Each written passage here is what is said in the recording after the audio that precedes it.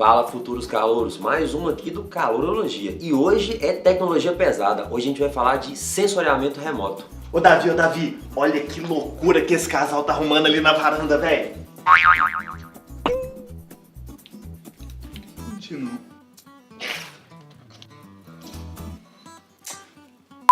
Breno.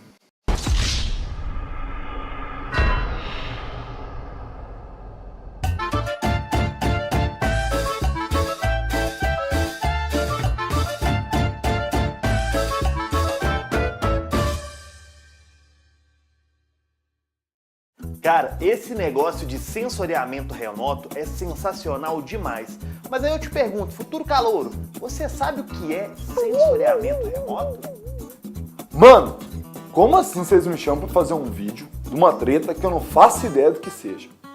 Para tentar explicar de um jeito bem simples, sensoriamento é o nome que a gente dá para um conjunto de técnicas e tecnologias que são usadas para se captar e armazenar informações sobre lugares ou objetos sem entrar em contato direto com eles. Deu para entender? Por exemplo, olhar para algo ou fotografar é um bom exemplo de sensoriamento remoto. Breno, você tá me dizendo então que o olho é um sensor remoto, maluco? Ô Davizão, é assim, cara, o olho humano ele é um excelente exemplo de sensor remoto, só que ele é um sensor um pouquinho limitado. Vocês saberiam dizer por quê?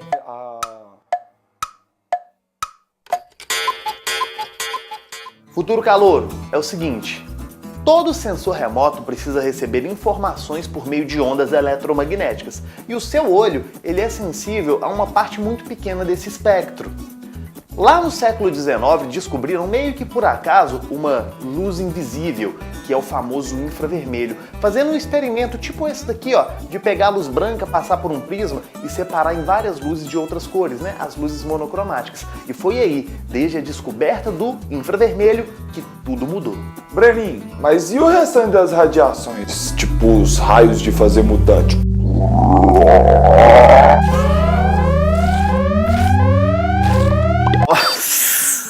Raio gama fazer mutante, olha as coisas que eu tenho que aguentar. Agora olha só, as outras radiações, elas foram descobertas mais pra frente, né, na história, e hoje a gente já sabe entender todas elas e captá-las muito bem.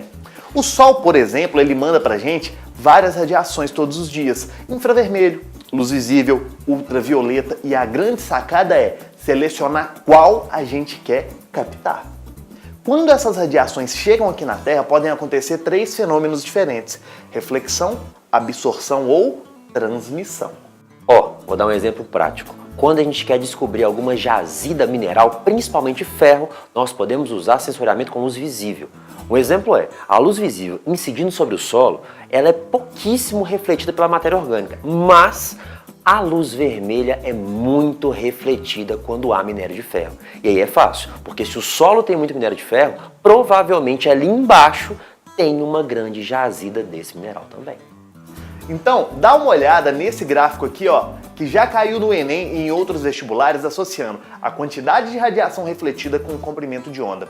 Quando você olha esse gráfico, lá na parte do infravermelho, você percebe que a grama reflete bem essa radiação, já a água, não. Ou seja, fica fácil, usando o infravermelho, diferenciar essas duas superfícies. Já não seria possível fazer isso, por exemplo, com a luz visível, já que as refletâncias são bem parecidas. Doido demais, não é? Olha, doido mesmo é que o sensoriamento já tem um monte de aplicações, desde o monitoramento urbano, passando por aquele meteorológico e também o agrícola. Então a gente pode usar esse tipo de tecnologia em várias áreas diferentes. Rapaz, falando de campo, falando de agricultura, eu só pensava no quê?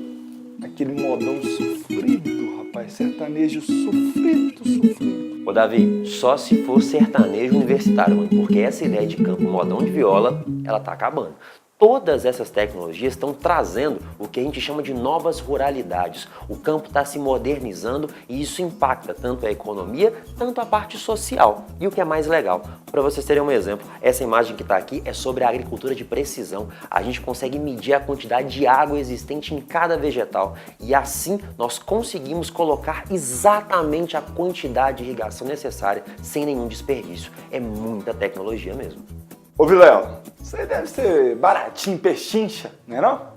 Ô Davi, lógico que não, mano. Pelo menos para fazer as imagens está um pouco mais acessível. Com os drones e os vantes, a captação de imagens está mais fácil. E o que é mais legal, a gente já consegue pegar vários conjuntos de dados, colocar na mesma base de coordenadas geográficas e ter no mesmo mapa uma série de informações sobre aquele terreno. É o que nós vamos chamar de sistema de informação geográfica. Ô Vilela, então é tipo aquele negócio dos mapas e dos navegadores que mostra velocidade de deslocamento, impedimentos nas vias, acidentes, tudo isso dentro de um mesmo mapa? Ô Breno, então, é quase isso. Agora imagina colocar todas essas informações dentro do mesmo mapa e possibilitar a análise delas de forma conjunta. Pensa, por exemplo, no trânsito de uma cidade. A gente consegue perceber pontos de estrangulamento e aí você pode planejar direitinho o que vai ser feito em cada área para melhorar o tráfego naquela cidade. Ô, gente, então olha como é que isso tudo é muito cotidiano. Eu tenho certeza que você já deve ter utilizado o Waze, Google Maps, Street View. Tudo isso é o quê? Sensoriamento remoto, na prática. Rapaz, tava aqui pensando.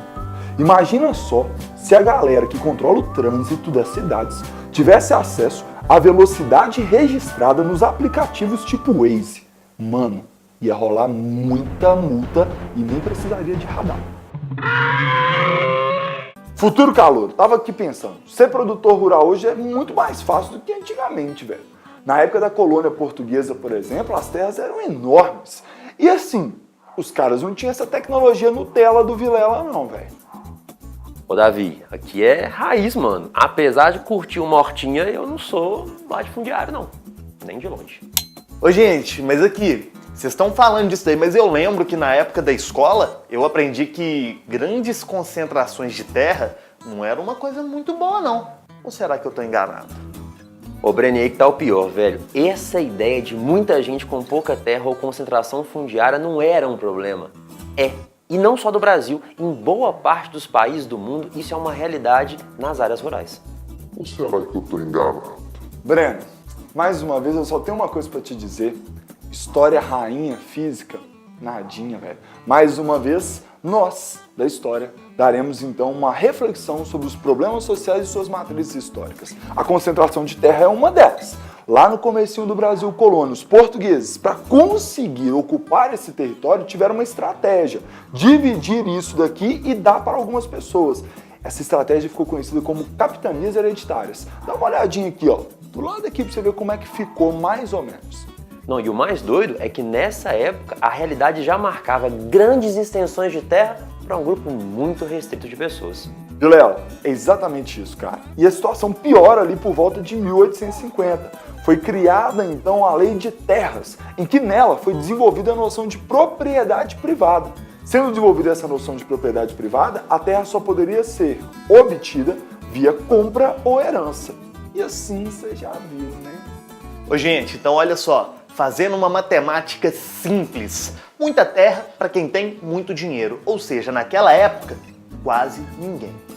O mais interessante é que a conscientização sobre essa alta concentração de terras acontece há menos de 100 anos, principalmente na década de 50, em pleno contexto de Guerra Fria, os movimentos sociais eles inflamaram e aí a coisa ficou feia, tão feia, velho, que em 64 os militares interviram. E aí, então, para tentar abafar o movimento, principalmente sobre a questão da terra, eles criaram, então, o Estatuto da Terra. Esse Estatuto da Terra, o que foi ele? Os caras, então, já que querem reforma agrária, resolveram dividir as terras, fazer a reforma agrária. Agora, ô Davi, e essa reforma agrária, ela aconteceu mesmo, assim, de verdade, 100% real, oficial? Ô, Breno, então, rolou tipo o Brasil CX em 2018, cara.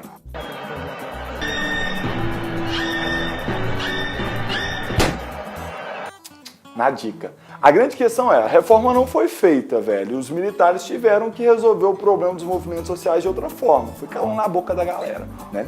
Sendo assim, os problemas de concentração de terra perduram até os dias de hoje, cara. E o campo continua sendo nossa base econômica. E não só a base econômica, mas também a esperança de superação de muitos problemas, como a fome aqui no nosso país. Então, futuro calouro e caloura. Já deu para entender que historicamente o acesso à terra no Brasil era muito difícil, mas pensa que hoje, com essas novas tecnologias, a necessidade de capitalização dos agricultores é muito maior. Então tem que ter dinheiro. E isso no Brasil falta bastante para muita gente. Então quer dizer que a exclusão aumentou. E olha que doido. Quando a gente fala de novas tecnologias, vemos várias possibilidades. O grande problema é, com essas mesmas novas tecnologias surgem outros problemas e outras questões que a gente vai ter que tratar. Então, futuros calouros, bora reduzir a concentração de informação e aumentar a divisão de conhecimento. E ó, manda esse vídeo para quem você achar que vai ter interesse nele. Dá uma moral aí pra gente. Sério, cara, curte nossas redes sociais e o mais importante, curtiu o vídeo? Comente, cara. Agora, se você tem alguma crítica, comente também. Então bora, bora! Muito obrigado para você que está assistindo o Calorologia enquanto dirige. Pode sim. Ó, pronto. Foi. Foram menos de 15 minutos.